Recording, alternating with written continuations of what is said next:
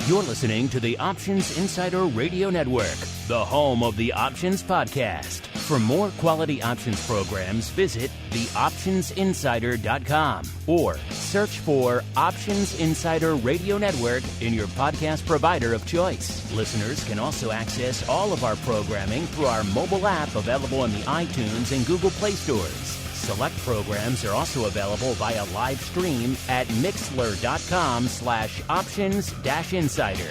That's mixlr.com/options-insider. Don't forget to follow along with your favorite programs and submit your own questions for the hosts at twitter.com/options, stocktwits.com/options, facebook.com/theoptionsinsider, or via questions at theoptionsinsider.com.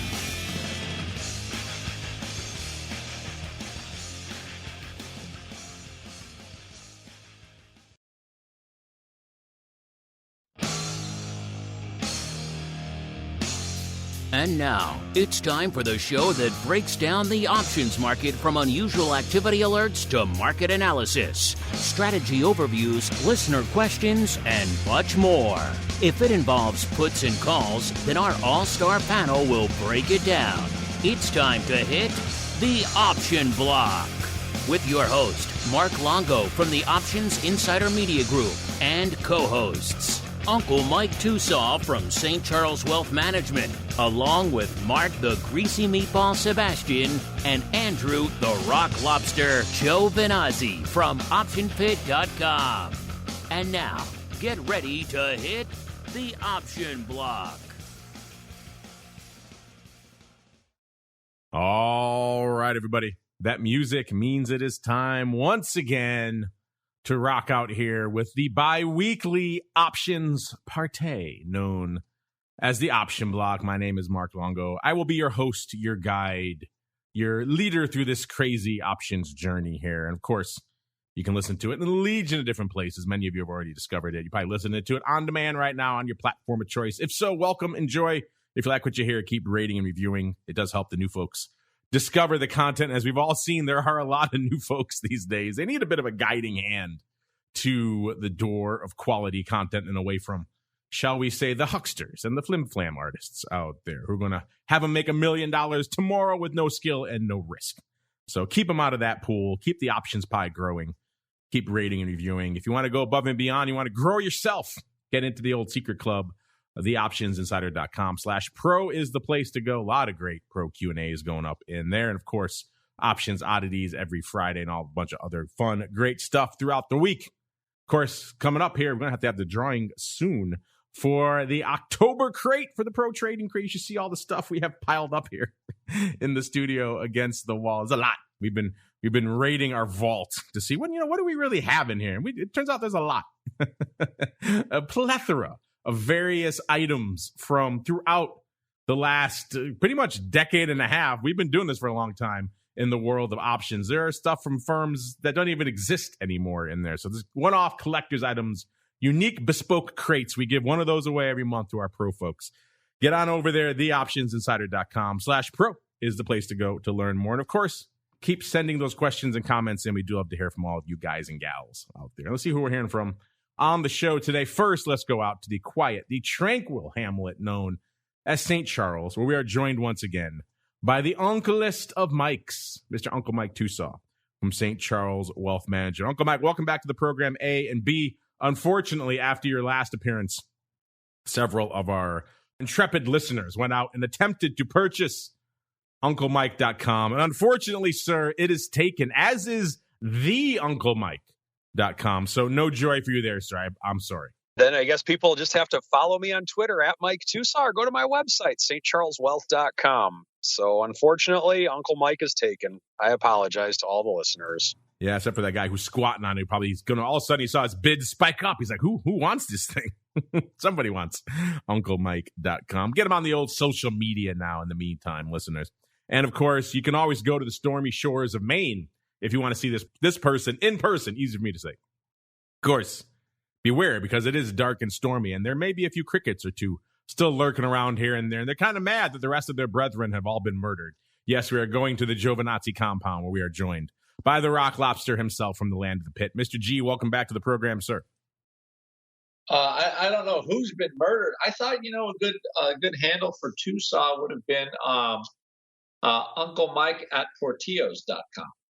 Yes. I thought that would have been okay. Yes, that would have been a good one as well, even though he thinks they only make burgers. So we'll have to educate him on all that goodness as we keep on rolling. It is time for the trading block.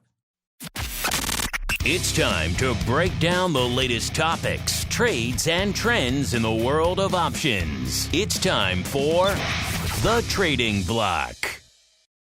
All right, everybody, welcome to the trading block, the portion of the show we break down what the heck is trading out there. And I'm pleased to say I had Portillo's last night, actually. And, given the popularity of this IPO, it's going to be something many of you are probably going to have a chance to have in the future. It won't just be a unique Chicago tradition anymore. My favorite, I'll go for the Italian beef and sausage combo. Delicious out there. Celebrating my son's victory in the citywide flag football tournament there. His school took home the championship belt. I wish it was a belt. That would be cool. It's a trophy, but nonetheless, we asked him what he wanted. He said Portillo. So there we go. Portillo's for celebrating all of your various fun milestones over there.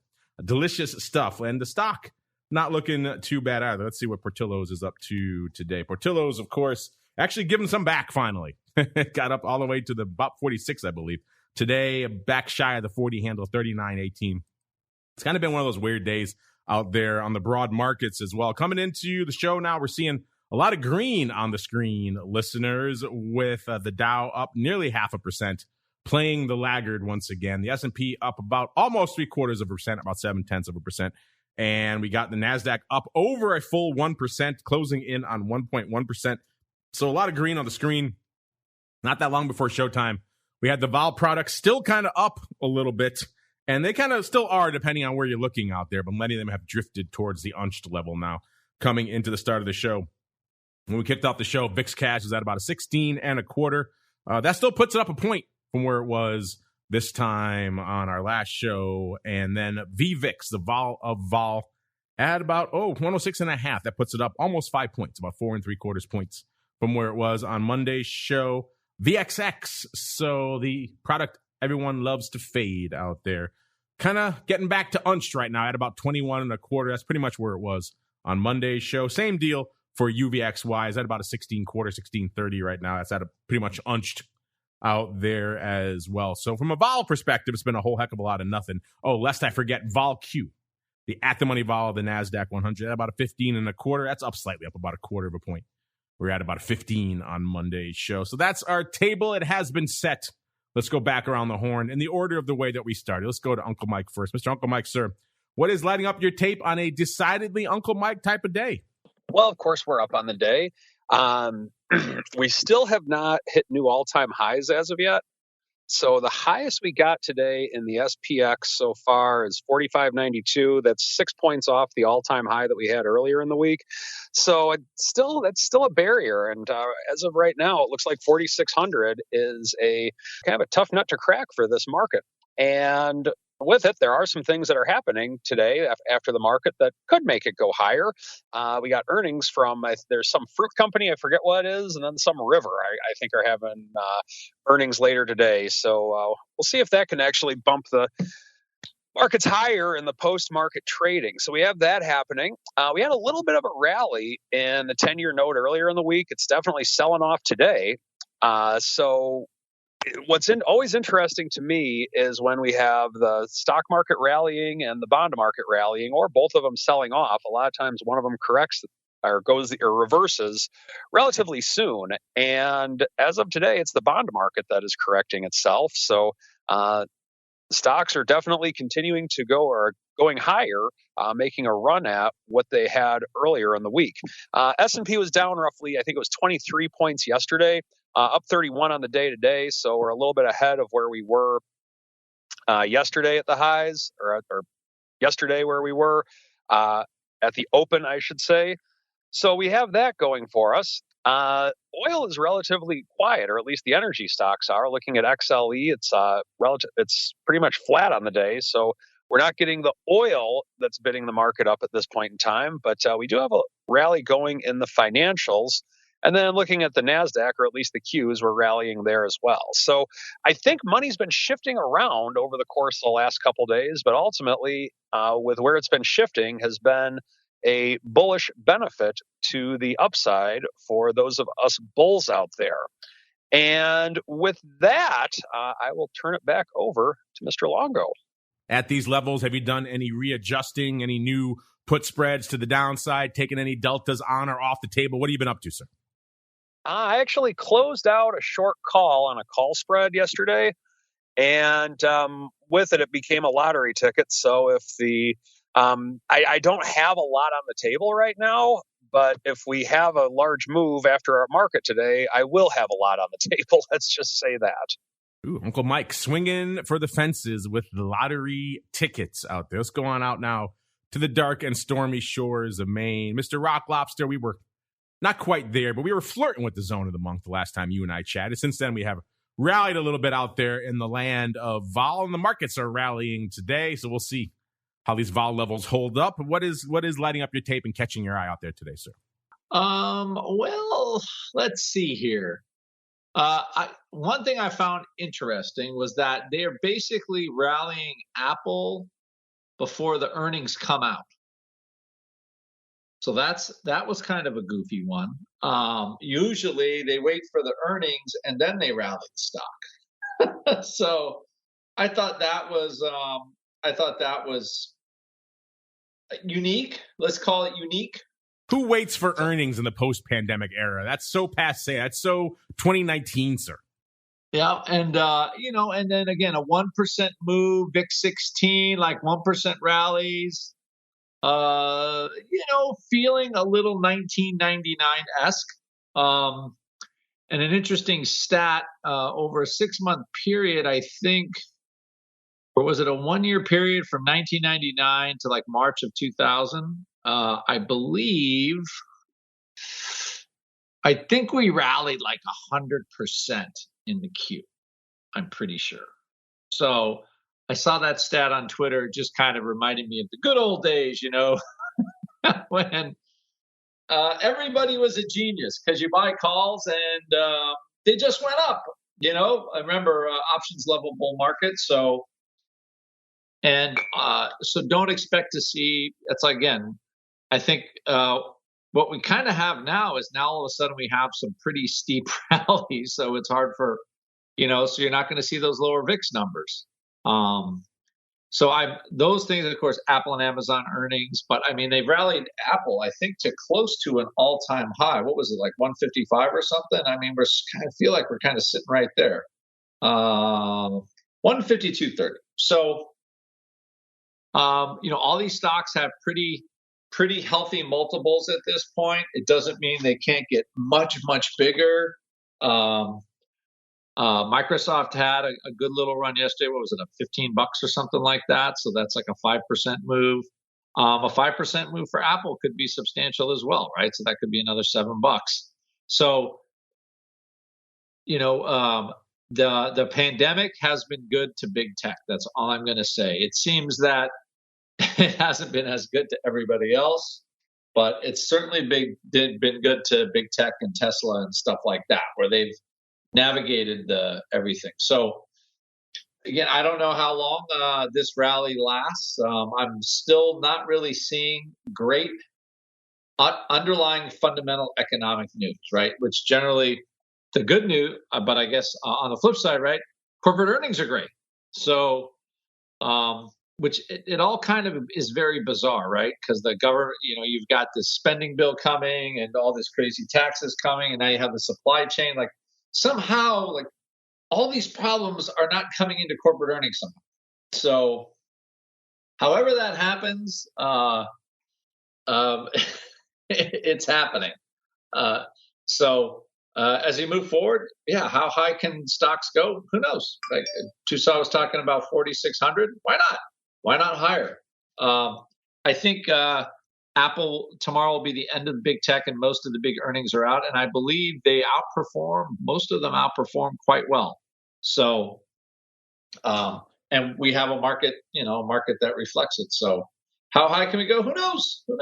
I mean, I can't see us not continuing to rally into the end of the year. The spending package is down to $1.7 trillion that we don't have on top of the other spending packages. And the deficit spending, I don't know really what. Again, whatever our congressmen smoke, it must be some good stuff. That's all I'm going to say. So anyway, here we are. We sit, vol futures VXX is close to the all-time low. I think it's got another point to go. And the second part is next week, because there's some elections coming up, and we also have, the Fed is talking about taper. And I believe the market is definitely, is kind of warming to the fact that that's going to happen, which, to be honest, I think is good. It's about time to, let things fly a little bit here. And we'll see how that all goes, to be honest. So as of right now,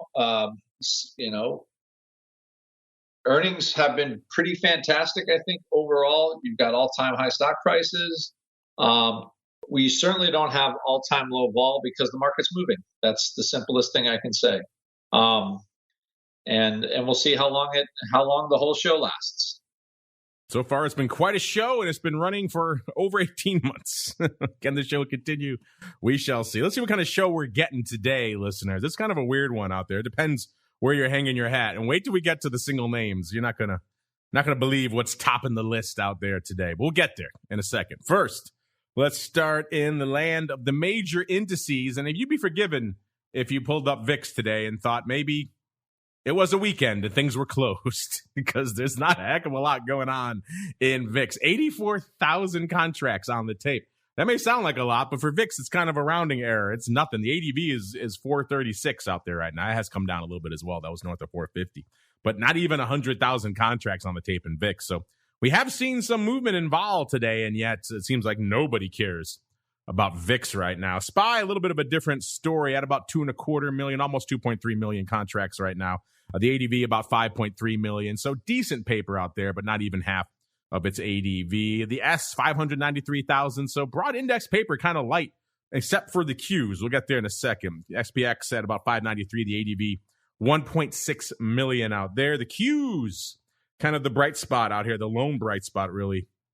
Well past half of their ADV. They're at about 1.2, almost closing in on 1.25 million contracts. The ADV, 1.65 million. So once again, the Qs leading the charge in the net movement and also leading the charge in the overall volume race out there today. Small caps also looking pretty robust. 432,000 contracts on the tape in IWM. The ADV, 567. So small caps pushing it there as well. We'll get more into that a little bit later in RUT and all that goodness with our buddy Mr. Dan Gramza coming up on TWIFO in a little bit over an hour today. Listen, Dan could talk about just about any futures topic under the sun. So get ready for an interesting show. It should be fun. Speaking of interesting, let's get into some of this madness in the single names. It's a pretty crazy day, listeners, when it cost you over 250,000 contracts to break into the top 10. 256 to be precise. That gets you for a tie for number 10/9 with AMC and also Plug Power, both of them at 256K there. So holding down the bottom of our top 10. So it's a robust day. Cost you 250,000. That's kind of my barometer for an active day. If it's north of 250,000 to break into the top 10, things are popping off. Less than that, maybe not. Number 8, Softy, doing some business out there today to the tune of 314,000 contracts on the tape. Number 7, Merck. Haven't seen them in the top 10 in a little bit. They're back there today. 316,000 contracts. Number 6, the other half of our freshly coined symbol twinology. AMD, they're well ahead of AMC. AMC 256, AMD 461. So putting up some paper out there today. Number 5, Facebook. Hasn't been a good time for headlines from Facebook. Been a decent time for volume, though. 477. So we're at number 5. We're already at nearly 500,000 contract listeners. That way, it's a pretty robust day. Then number 4, we just jump up another order of magnitude. It's Ford. Is it a meme stock? Is it not a meme stock? Who the hell cares? Because it's printing paper out there today. Moving quite a bit as well. Up 8.5%. out there threatening the 17 handle, 16.83. It got there earlier today, got up to almost 17 and a half, 17.58 looks like actually. So nice run there for Ford. We'll get to Tesla in a little bit out there. So all those folks who were loading up on Ford calls of late, they were just, a couple of months early. The 17 halves, the 18s, the 20s. We saw a rash of that back in kind of mid to late summer. But maybe if they were a little bit longer term, perhaps they had a chance. 1.25 million contracts for Ford. Is it a meme stock? It sure is today. Number 3, yes, I said number 3, it's Apple. 1.34 million contracts on the tape. That's usually enough for number 1 out there. That's usually a pretty active day for Apple at this point, but not today, even though, as the Rock Lobster alluded to, they are getting some nice pre-earnings movement up about almost 2.5%, 3.5 handles, 152 and about a third out there right now. So getting back a lot of what they had given up out there. They were trading not too long ago back down around 140 back, just a few weeks ago out there in October. So it seemed like maybe some of the bloom had come off the rose in Apple and now coming right back on there. And then number 2, yes, I said number 2, it's Tesla. They've been making some headlines out there of late. Everyone talking about how much more money Musk has. But also a lot of paper on the Tesla tape out there today to the tune of 1.4 million contracts. Again, that would usually be enough for number 1 today, but not the case. Tesla over the 1,000 level at the the $1 trillion market cap level, which is just insane. I mean, we just saw Apple break it for the first time not that long ago. And now here we are with Tesla joining the ranks out there as well. Up 34 handles or about 3.3%. That means what the heck is number 1, listeners? It's a name that's been in our top 10 before, but not that often, even though lately, given all the hype about Tesla and EVs, it has been making more frequent appearances. But today, listeners, it is off to the races. It is Lucid Group, the parent company of course, Lucid Motors. 1.75 million contracts on the tape right now, listeners. That is some paper. It's dwarfing Apple. It's dwarfing Tesla. It's dwarfing Facebook. It's dwarfing. You can take Facebook and Ford and add them together. And both of them are doing ridiculous numbers. And you don't get Lucid right now. So that's just how much paper is going up in Lucid. Seemed like it might be merited. The stock's up about over a third, up nearly 36%, nearly 10 handles today, trading right around 36.75 out there. So a huge pop in Lucid, nearly $10 today. How high did it get intraday? Let's see. It looks like it got up to about 38.84, so over about exactly 2 points higher. So quite the run in Lucid. Looks like they've announced some of their first deliveries coming in October. They're calling it their Dream Delivery event. So that seems to be enough to, of course, obviously the reflected Tesla glow is also lifting all of these EV names out there as well. No NIO today, which is where usually NIO is a perennial top 10er, and when there's EV news, usually NIO's hanging out in the top 10. Not today. We got Plug Power in there instead, and Lucid taking the top. That was unexpected, but very active out there today. Lucid Motors, going to add them to the meme crew if they keep this up. Let's see what's going on out there from an earnings perspective. Like the Rock Lobster alluded to, it's been a hot and heavy, fast and furious season. You guys can crunch all the numbers for yourselves in your hot little hands because we like you completely for free. TheOptionsInsider.com. Click on the Options News and Articles tab. What will you get there? All of our articles and news, obviously, but also earnings move results, and earnings season reports, courtesy of our friends over there in Orat's Land. Just chatted with Matt a couple of sessions ago on Tuesday there for the advisors option. I hit the network yesterday, so you guys should have that in your ear holes already if you haven't listened to it. And he does a great breakdown of all the numbers and what they've been seeing out there from an earnings vol perspective. Check that out if you are intrigued by this kind of stuff, and I got a feeling that you might be. So a lot of the FANG names were popping off this week. We had Facebook on Monday, as well as Otis Elevator. Not quite a FANG name, but an intriguing one nonetheless. Tuesday, we had UPS, JetBlue, Hasbro, Eli Lilly, AMD, Softy, and Alphabet, a.k.a. formerly the G of the FANGs. Visa, Twitter, and Robinhood. Robinhood taking a shellacking these days. I think all the back and forth over PFOF, not exactly looking good for them, dragging them down a bit. Wednesday, we had our friends across the street, Boeing. We had GM, we had Coca-Cola, we had Mickey D's, Spotify, Six Flags, the aforementioned Ford, and eBay. And today we got Merck, we got Comcast, and we got two big A's coming out today. We got Apple and Amazon after the bell, as well as S-Bucks and Gilead. Tomorrow we got Chevron and some other names popping off after the bell. Let's go to the earnings move results reports. First, Merck before the bell today. 81.5 is where they went into their announcement. They were pricing in 2%. They delivered 5.1%. So Merck on the rampage out there, getting some outperformance. That's good to see out there, given all that. Up 6.2% now. So even more outperformance if you expand that frame of reference a little bit. Remember, these reports, the results reports are taken kind of in the immediate snapshot post-earnings.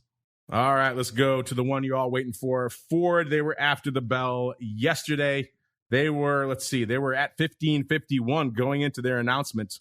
They were pricing in 4.9%. We know they outperformed that. They delivered nearly 8.5%, almost 9%. So a nice run there for Ford. And if you waited a little longer, they're still up about 8.5%. They got higher intraday. So nice pop for Ford. So we are seeing, looking at this list, actually, we're seeing a lot more outperformance, which is something that Matt was predicting. I was kind of wondering if we were getting to that inflection point. Maybe in the near term, it seems like that's the case. eBay, yesterday after the bell, 77.66 is where they were trading going into their announcement. They're pricing in 5.5%. They delivered 7.5% to the dark side. So we don't care about direction, member listeners. We just care about net movement. So a little bit of outperformance there as well. Interesting. Then it kind of falls off there. It looks like in the results report for yesterday and today, it seems like we do have on balance more outperformance than not, which in and of itself is a complete anomaly. If you've been listening to this show for the last 18 months or so, you know it's been underperformance pretty much all the time. Let's scroll down here a little, man. There's so many names popping off here, listeners. You could scroll for days out here. Let's see. What else do we have on the list out there today? I guess we can go to Comcast. Why not? Comcast, they're today before the bell. 52.5 is where they were trading. And they're pricing in 3.1%. Comcast gets a big wah-wah because they only delivered about 0.5%. So they fall back into our usual earnings cycle of underperformance. It kind of has been a weird season as well. First week, knocked it out of the park, 107%. One of the first really dramatic outperformance weeks we've seen almost since the start of the pandemic. It seemed like the season was exploding out of the gate and all the predictions of outperformance were going to hold true. Then week 2, it fell off a cliff, 55%. So shows that this is still a volatile time for predicting earnings volatility. And then this week kind of splitting the difference so far at 77%, but obviously we still have some big names to come this week. So it's still anyone's ball game this season, how it's going to shape up. So far right now, it's still looking better than a lot of the other seasons have at 71%. Will we stay at that level, drop down, or will we rally north? Only time will tell, because we got some big ones popping off just after the bell today and tomorrow, listeners. We got Chevron tomorrow before the bell. 112, pretty much even is where they were trading as of this report. Again, these reports hot off the presses from our friends over there at Oratsland. They should be available on the site by the time you're hearing this. 182 is what they were pricing in. The past, they moved $2.50. So that's kind of the reports we're used to seeing out there these days. The name everybody's waiting for after the bell today, Apple. They were at 148.85 when they crunched the numbers. They were pricing in 416. In the past, they've moved 582. And again, they're already up a couple of bucks already today, so they're already getting some of that move already. So still pricing in less juice. Hard to argue that isn't the savvier play out there these days. And hey, it also makes them poised for outperformance if something crazy should happen. The Amazonians, everyone's been hinting at, is there going to be a split? They're going to announce a split out there. The stock certainly could perhaps merit it. You could split this 10-for-1 and it would still be over $300. 33.92 out there in the Amazonians right now. They were pricing in 123.5. In the past, they moved 147.5. So a lot less juice on the tape out there in Amazon. But if they announce that split, then perhaps all bets are off. If past is prologue, look at Apple and Tesla. Just off to the races, right? In terms of once you split, it's like you're printing money. I'm surprised more names haven't followed down that path there. Starbucks tomorrow after the bell, 113.5. They were pricing in $4. In the past, they moved $4.30. So a little bit lighter juice out there as well. Again, there are names for days here, folks, for you guys to sink your teeth into. TheOptionsInsider.com. Options, news, and articles tab is where to go to begin your journey. As we have to go right on into our next segment, it is time for the Odd Block. It's time to break down the most interesting, unusual, and downright questionable options activity that's been identified by theoptionsinsider.com. It's time for The Odd Block.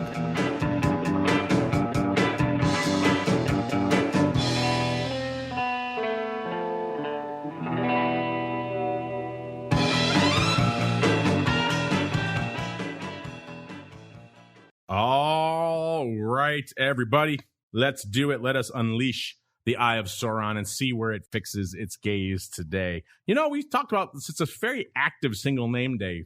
Not that many crazy, sizable prints going up out there today, but we'll see what we can find for you nonetheless. First off, day like today, listeners, I think I know where you want the Eye of Sauron to fix its gaze. First, it's that A name everyone's talking about these days. Yup, I'm talking about ALTO Ingredients.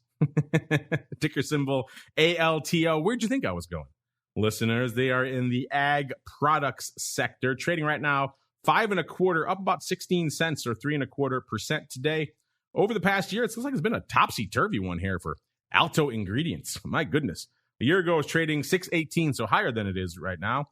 Then they sold off pretty much not that far from where they are right now, right down to 5.68. And then they bounced up. It went in pretty much one session from 5.68 up to 7.18. And then the next session, they dropped right back down to 5.79. So they've had a lot of spikes like that over the course of the past year, listeners. November 18th, they were trading 5.55.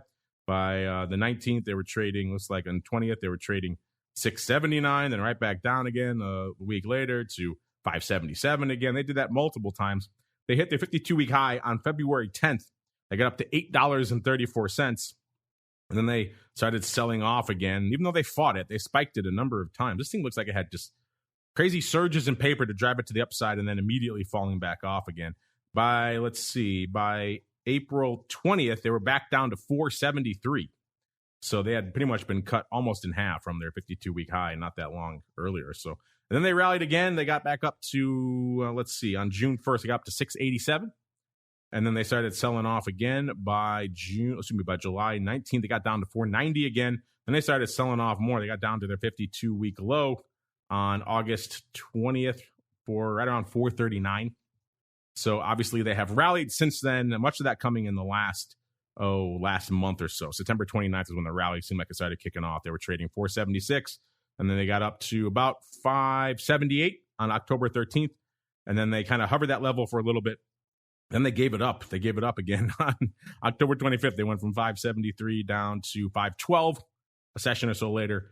And then they've trying to rebound ever since, right? The last couple of sessions back up again. So, yeah, this is a surprisingly volatile name here. This chart is all over the place out here. Let's see what our Eye of Sauron found. Perhaps it is all over the place as well.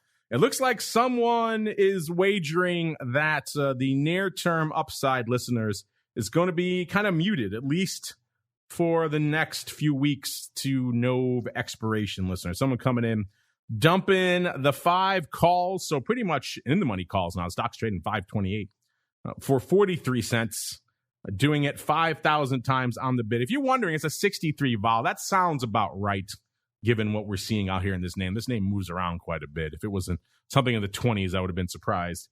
Let's see. The stock, when they went up, was pretty much right around here, right around 5 1/4.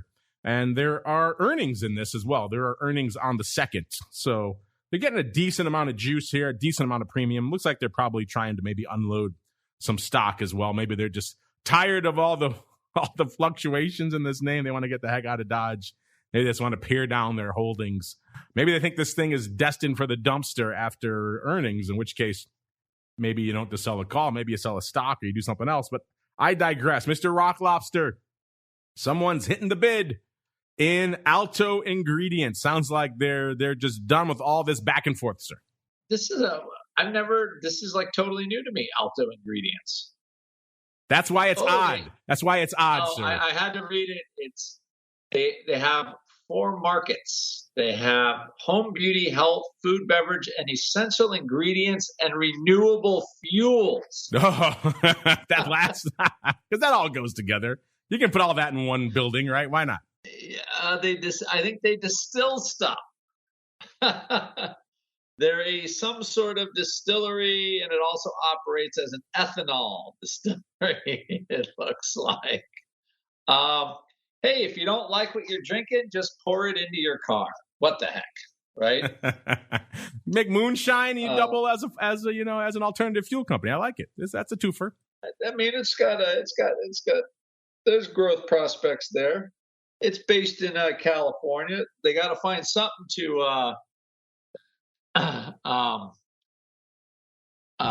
They have to find, like, if you can't use gas in California, I guess you can use ethanol, right? As long as you distill it in the state.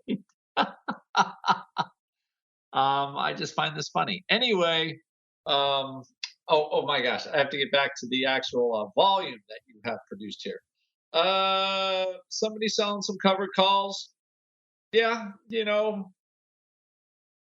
again, these after the untold riches we have made writing calls in EDU, I don't know. Maybe I should start writing calls on this 5 stock. This one moves. Well, you buy 1,000 shares or 2,000 shares, and you sell. I mean, a couple, 20 calls. That's almost $900. So, hey, So all I can say is, if you're taking out, you're still making almost 10% for a month. I don't know about anybody else, but 10% for a month is not bad. So I'm going to give this a green light. Not bad. What the heck? Write it up. What I do like is that it's only really about, it's less than 30 days away. So, you're doing better than 10% a month. You're doing pretty well. The Rock Lobster likes it. He's going to do it right now as we speak, listeners. As we head on into our next name, we're going back to a hot meme type name. Is it a meme? This week it is. Certainly it is Ford. Right now, listeners, you know the tale of Ford. You don't need me to break down the sordid saga, the drama that is Ford, but looking pretty good today. The chip shortage apparently not holding them back. Nice pop today, up 8.6%. Someone coming in deciding, you know what, Mr. Rock Lobster, they saw all that other crazy paper going up in the past, the AUG 20s and 17 halves and 19s and 18s and all that stuff. And they decided, you know what, the mistake those people made was they went too far out. They gave themselves too much time for those trades to work out. This guy decided he's going to do the opposite. He's going to go swing for the fences, but he's only going to give himself, about a week change. He's someone coming in today, scooping up nearly 5,000, 49.17 of the Nov 19s expiring on the 5th, next Friday, listeners. They lifted the offer for 11 cents. It's a 60 vol if you are curious out there. The stock was a little bit north of 17, a little bit higher when they went up. It was about 17, 18 at the time. But still, this is a rich one. Ford has already given you a lot here, asking for another almost $2 whole in a little over a week. Mr. Rock Lobster, is this perhaps the bridge too far? Did this guy learn the opposite of the lesson, perhaps, that he should have learned as other people, sir? More time, not less.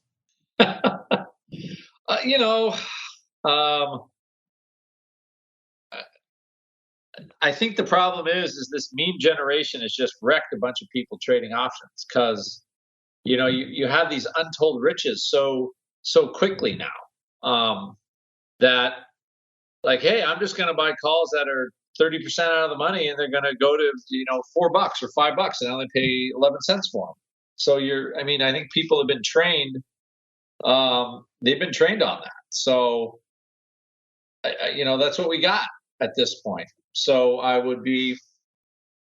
don't see like there's anything, could it work?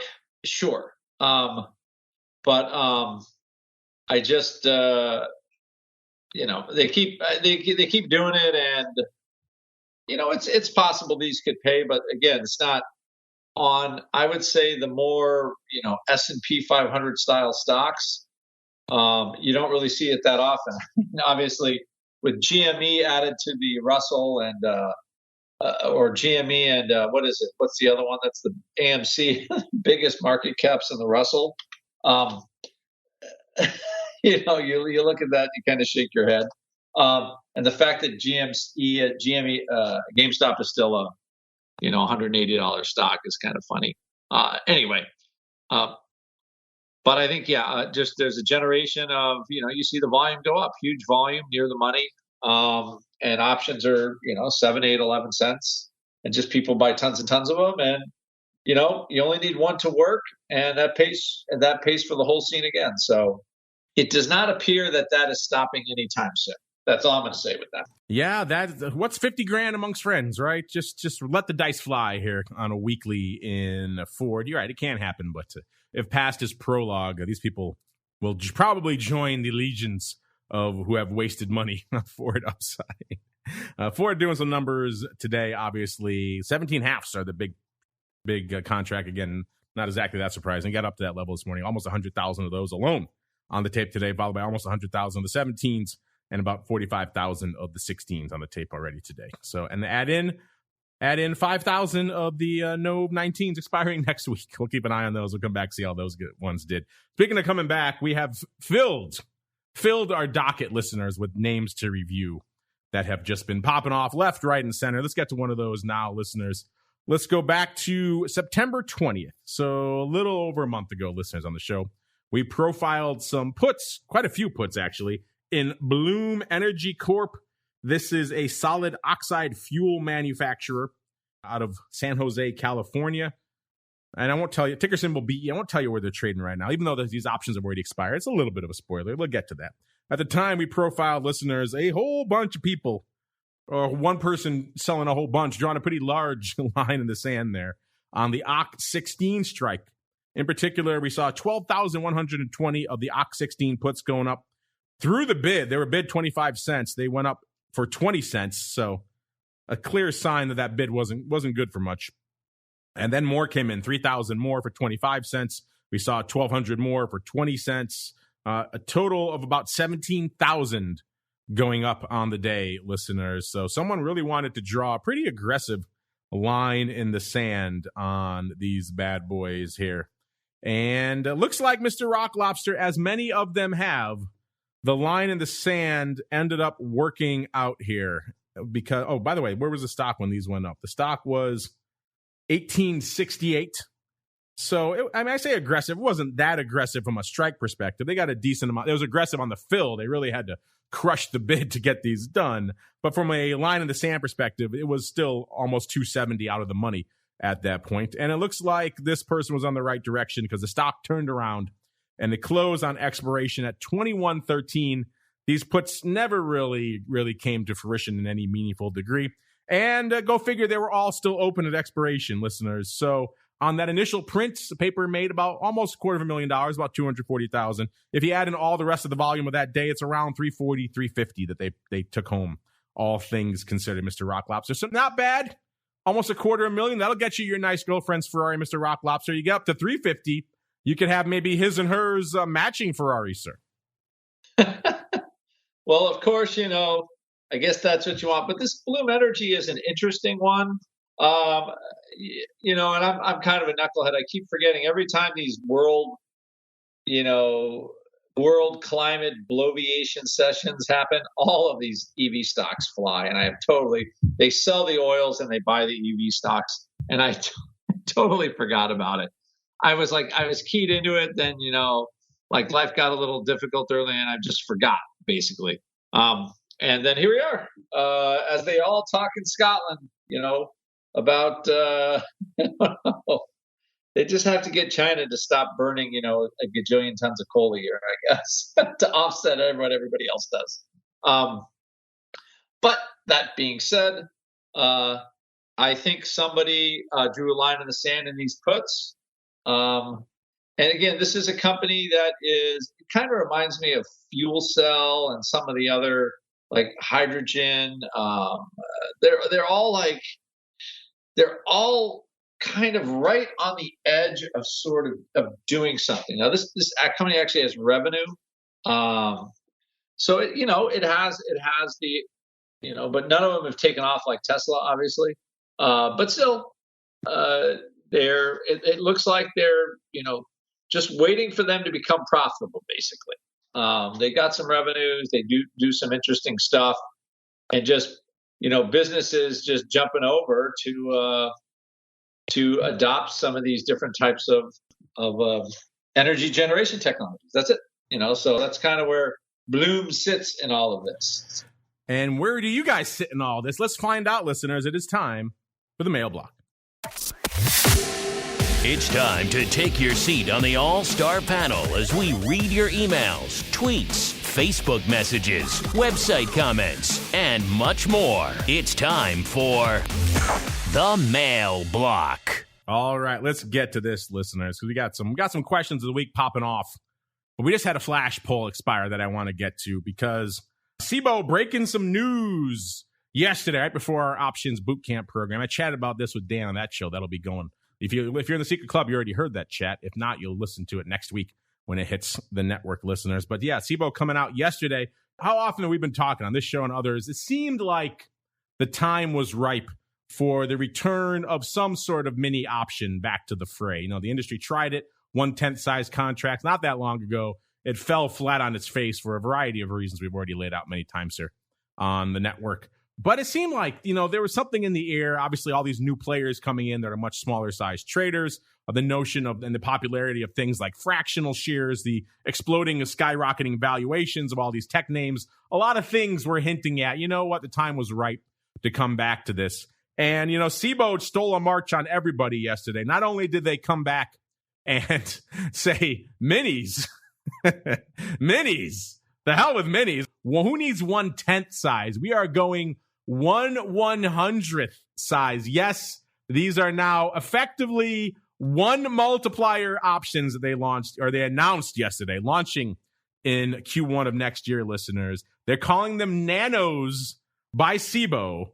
And they're saying it's the first of its kind contract designed for you retail folks out there to simplify trading 1/100th the size. So effectively, remember, every standard equity option has a 100 multiplier. So it's for 100 shares. These eschew all of that. One contract, one share.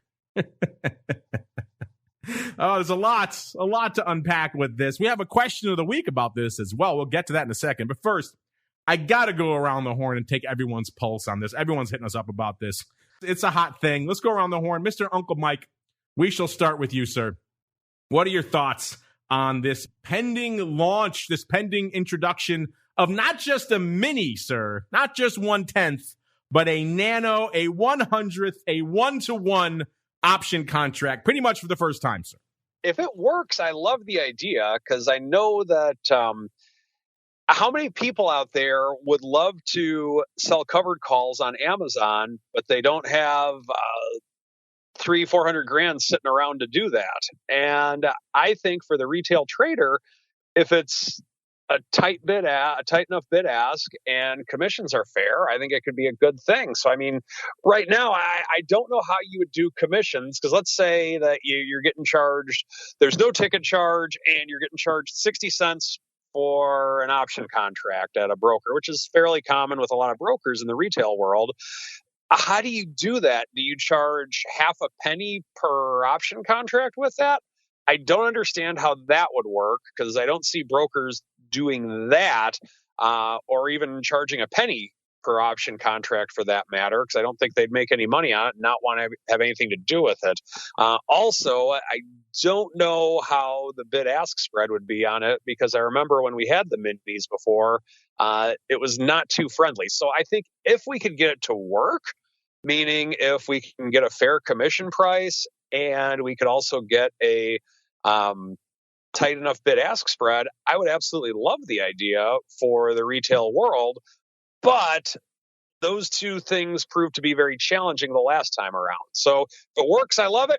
If those two things don't happen, it'll fall on its face. Yeah, obviously the devil is in the details with something like this. A lot of people have the same thing you have on your brain. J4340 chiming in saying, are they going to have nano-sized bid-ask spreads? Yeah, that was one of the things that fell apart with the original minis, listeners. The liquidity providers didn't really get on board with them, so the spreads were wider than a traditional options bid-ask spread. So already you were paying a premium, a cost to trade that mini. And then on top of that, they were still charging full commissions. Commission's a bit of a different beast these days, so that should maybe ease that a little bit. But it was a demonstrable cost to trade the minis versus the traditional options. We'll see if that remains the case with these nanos. Mr. Rock Lobster, what are you and your crazies and your pit chat What do you guys all think of this proposed 1-to-1 option contract, sir? Again, it's just, I think the whole reason the other ones failed just was the last time was the same reason, just the commission structure versus what the contracts were.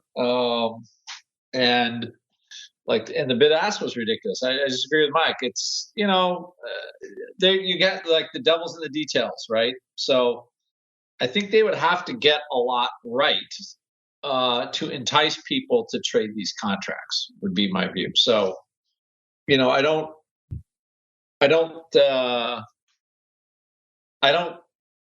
see how that would really appeal. I mean, people want to do, maybe in a couple of big stocks or something, but I mean, it's how they roll it out. I think that would be ultimately the big thing. And there would be like 10 stocks that might trade on. That's the only thing I could say. So, and so we'll see. So we'll see if it gets everybody excited, but this in this new meme era, I don't know. People might really embrace it, but they seem to be embracing the standard contract size too. So, when something goes up $1 and they make just $1, I think that might.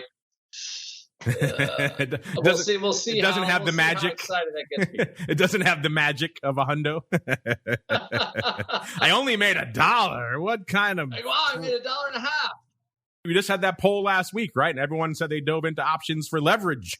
It does remove that very key aspect of leverage. In fact, we asked our listeners, the flash poll just ended right before this segment. We asked you guys. We said, hey, what do you guys think of these? These are new nanos on a single share of the underlying. Do you plan to trade these when they launch sometime next year? I was surprised. Almost 2/3, 64.3% saying no. Only about a third, 35.7% saying yes. I thought, given what we've seen with the interest in fractional shares and everything else out there, and a lot of one-lot traders out there, that there would be more people excited by this. Well, again, we do have a very savvy audience, and many of them know of or were around for the first time that we did this with the minis. And so they may be saying, fool me once, shame on you, fool you twice, shame on me. They're going to probably play wait and see, like Uncle Mike was saying. They want to see the spreads. They want to see how the commission structure works out. And then maybe they'll dive into this. I should note this is coming out from the CBOE. So they're going to list these first on CBOE proprietary products. So you're not getting your Apples and your Teslas. You're going to get SPX first. So that's a bit of a different beast. I would imagine VIX will be somewhere in that offering as well. That's the other big, obviously, proprietary product coming out of a CBOE. But then, if these things take off, the sky's the limit. Other people will jump in on this multiplier gravy train, and we will see the Teslas and the Apples and everything else, every other meme name you want under the sun. You want Beto in a 1-to-1, you could have it. So, yeah, this is interesting. I'm with a lot of you folks out there. I do want to see this a good idea and concept. I think there is an audience for this in spite of what our audience says out there today. There are people who will trade this. It's just a question of if it's going to cost more and be less liquid, then who the hell is going to touch them? You really need to make sure the market makers are on board first and foremost. And then B, you got to make sure that the brokers get that this is not some sort of key to just try to squeeze money out of people. The exchanges also have to remember too, they got to back off on some of their exchange fees. Everyone tried to it was like pigs lining up at the trough when the minis went out the first time, and that killed it. So people have to dial back some of their profit expectations. Let these things grow. Let's make a real market first. Let's build some demand, and then you could hopefully make it back on the volume, as opposed to getting in there up front and trying to just gouge everyone, and it ends up killing the product. So interesting stuff. Our audience, a very savvy bunch, saying, we're going to wait and see. I can't fault you on this, but it was a kind of out of left field announcement. A lot of you were asking us about it, so we had to get to it today. We'll have more thoughts on this, I'm sure, as this proposal evolves, as other people, I'm sure, try to get into the 1-to-1 fray. CBOE kicking it off. They won't be the last, I'm sure, but intriguing stuff nonetheless. But now it is time for us to go around the block. It's time to tell you what we'll be watching on our trading screens until the next episode. It's time for Around the Block. Listeners in our chat saying everyone's printing money, just go out and hold Shiba Inu. Well, if you've been holding that of late, you've been doing all right. Maybe drinks are on you there, Mr. Unlimited there. Yeah, if you're holding on some SHIBA late, I haven't looked at what it's been today. It's doing 45% in a day sometime. That thing is just insane. So good for you, I guess, all you out there, SHIBA holders. Just keep holding them. What's the worst that could happen, right? All right, let's go around the horn. Mr. Uncle Mike, A, how much SHIBA are you holding these days? And then B, what are you keeping an eye on until our next show on Monday, where we can also talk some wrestling, sir? Well, I tripled my holdings yet again in SHIBA. But what the heck? I'll quadruple them. Why not? I'll do that in another minute. So that's where my SHIBA update. But definitely watching the earnings announcements after market tonight, seeing what that can do to if that does anything to the market as a whole, and also seeing how the 10-year note will react to it, seeing if it can hold some of the gains that it's had from this week or whether it will pull back. And I think 4,600 in the SPX is proving to be a key number, at least as of now. Yahoo Finance running with this story now. They tracked the wallets and they saw someone bought $8,000 worth of SHIBA last August. That is now worth $5.7 billion. It is up more than 7 million%. That's the kind of stuff people love to fixate. That's what makes headlines in the world of crypto. But $8,000 on SHIBA, last August, what were you thinking? This thing was a nonsense joke, but hey, it was worth $8,000 to him. And now that $8,000 is worth $5.7 billion. Insane times that we live in, listeners. Mr. Rock Lobster, how much SHIBA do you own? And then what are you keeping an eye on for the rest of this week, at least until Vol Views tomorrow, sir? Well, let's see. I'm, again, looking at seeing how the market, it can continue to power higher on Amazon and Apple earnings tomorrow. I mean, bank earnings are pretty good. I don't think we've seen much from the oil companies yet. Those are good. I guess Chevron's coming out today, I think you said. And we'll see. And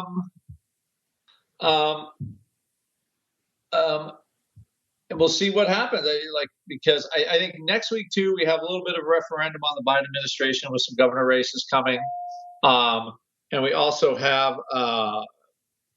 the Fed talking taper. So, either way, I think next week could actually be something. So. I don't know how low vol gets this week. What did I say? I thought I was saying 14 and change for VIX, and I know we touched on it. I can't remember if I was on vol views last week or not because my brain is all addled. But I think I was. It wasn't with Matt. But yeah, we could see if they mark down into the weekend. So we're close, and we'll see if we can have a sub 15 handle settle. So that would be about 1.5 points. I think that would be very strong. I mean, the rally we're having today is we're just rallying, I guess. So I guess anyway. So that's it. That's what I'm watching. I'm waiting for these earnings. And unfortunately, that music means we can no longer wait for anything here on the show. But before we go, I should remind you, if you want more in your ear holes, you're listening live. Stay tuned, pump some fun stuff into the live chat. Back in a little less than half an hour now with the one and only Mr. Dan Grams to break down everything going on in the world of futures options. Spoiler alert, it's a lot. So stay tuned for that. But before we go, let's go back around the horn. Mr. Rock Lobster, we'll start with you, sir. If folks are intrigued, they want to hit you up to talk about any of these topics, maybe Shiba Inu coin in depth, where should they go? What should they do? Go to optionpit.com memberships and Shiba Inu coin. I wonder if somebody really bought $8,000 for that. I guess why not? Why not? Why wouldn't you, right? They can now buy a small island nation with that money. I think I guess if you think it depends. If you don't think the dollar would be worth anything, I mean, somebody has to wonder why everybody's buying these cryptos. I think there's a lot of money. I guess this country is really good at generating a lot of bucks, especially when we print it. Head to optionpit.com. I do have bad news, listeners. Shiba Inu coin can sell off. It is off 6% today. So there actually can be red in that madness out there. In the meantime, I'm joking. Don't hit them up about Shiba Inu unless you want a good laugh. But Vol and VIX and all that fun stuff, optionpit.com. Mr. Uncle Mike, if folks want to debate with you your crypto holdings or perhaps talk about, let's say, covered calls and rolling puts, where should they go? What should they do? Feel free to reach out to me. You can check out my website, stcharleswealth.com, or you can follow me on Twitter at Mike TOSAW if you would like to see some of the content that I put out and you'd like to work with a financial advisor who doesn't do crypto, but definitely likes the option products. If you're wondering, the typical hold time of Shiba Inu is only 14 days. I had no idea it was that quick of a churn and burn. There you go. All the facts about Shiba Inu you could possibly want to know. We won't be getting into them on TWIFO, listeners, but fun stuff nonetheless. Remember, come on back in about 24 minutes for that. If you're listening after the fact, just hit next on your podcast device of choice, and TWIFO will be waiting there for you. Of course, back again tomorrow, noon Central, 1 p.m. Eastern for volatility views, and for all of you Secret Club members, options oddities after that, 2 p.m. Central, 3 p.m. Eastern, break down the insane world of unusual options activity in all of its glory. And then, of course, back again on Monday, another episode of the Option Block. We'll see you then. You're listening to the Options Insider Radio Network, the home of the Options Podcast. For more quality options programs, visit theoptionsinsider.com or search for Options Insider Radio Network in your podcast provider of choice. Listeners can also access all of our programming through our mobile app available in the iTunes and Google Play stores. Select programs are also available via live stream at mixlr.com/options-insider. That's mixlr.com/options-insider. Don't forget to follow along with your favorite programs and submit your own questions for the hosts at twitter.com/options, stocktwits.com/options, facebook.com/theoptionsinsider, or via questions at theoptionsinsider.com.